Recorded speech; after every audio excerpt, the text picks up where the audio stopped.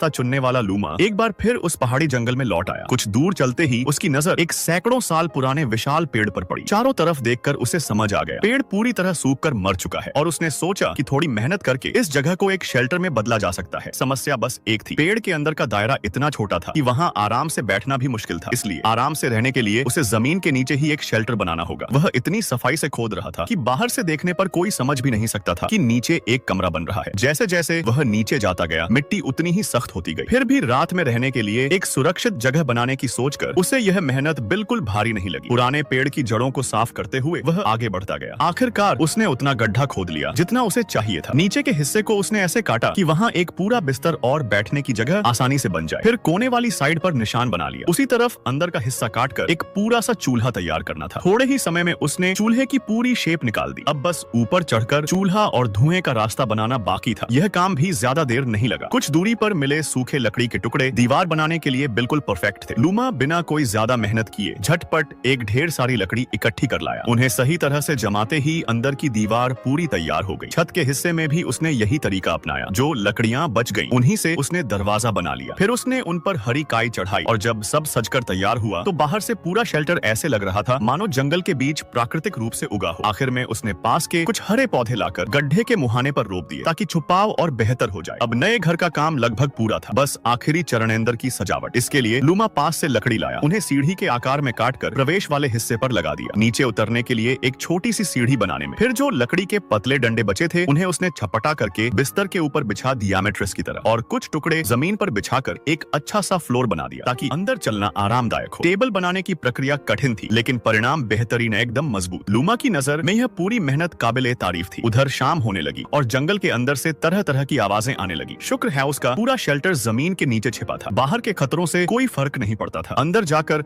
उसने बिस्तर पर मोटी काई बिछाई, उसके ऊपर एक पतला कपड़ा डाल दिया और एक परफेक्ट सिंगल बेड तैयार। शाम को कुछ मशरूम भी मिल गए थे, आज के खाने के लिए एकदम बढ़िया साइड डिश। और इस शेल्टर की सबसे बड़ी खूबी, अंदर आग कितनी भी जले बाहर के छद्म रूप पर उसका कोई असर नहीं होता। घर पूरा बन चुका था तो रात का खाना उसने जमकर खाया। पहले मांस को दोनों तरफ से सुनहरा किया, फिर मशरूम के साथ पका लिया। सब मिलाकर एकदम पौष्टिक और पूरा भोजन। खाना खत्म होने पर उसने आदत के मुताबिक एक बार चारों ओर नजर मारी। सब कुछ सुरक्षित था। फिर वह बिस्तर पर